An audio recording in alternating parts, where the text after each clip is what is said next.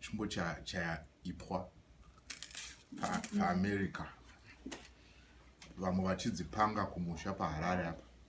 Isu tiri kudzidyira kuAmerica.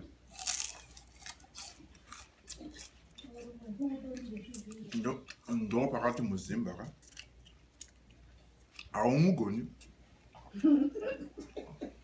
Takatoya nazo kwaTrump. Tinobva iri kumusha but touya nekumusha kwedu kuno.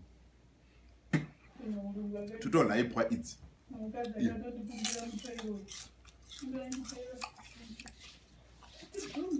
Ipwa chayo. Yose checha. Dzimwedzo dziri pakona murukutwa webu.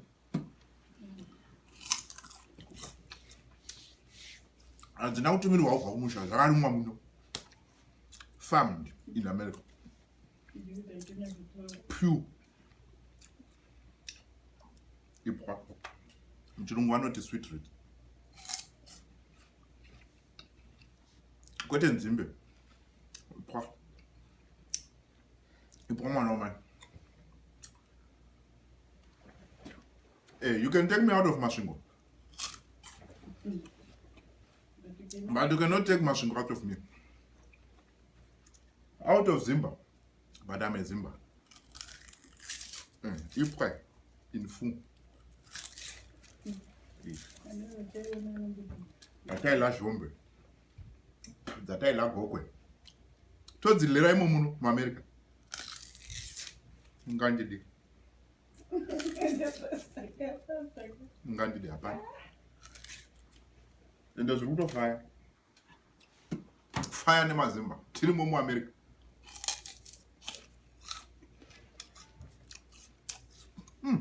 No.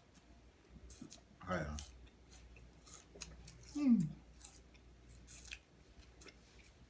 Yeah. Ipwa nepower. Ngabatiramba kubva.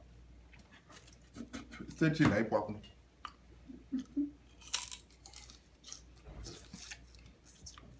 Nditisana naro nana mai Mugabe. Yeah. Namino kwa mnanga kwa kala poison. Ngawe kuno ipwa dzina poison. Amen no. Usitori bo. Ngadidi. Kuno hakuna zanuka. Saka tiri bo. Tina yedu Goliath wedu. Trump. But it's out of fire. Achi Goliath is tine minda.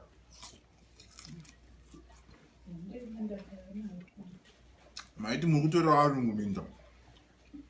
Stika ya kuno kuti. Atapuwa na arungu minda. Saka out of fire. So live kwa America. Ngatidi.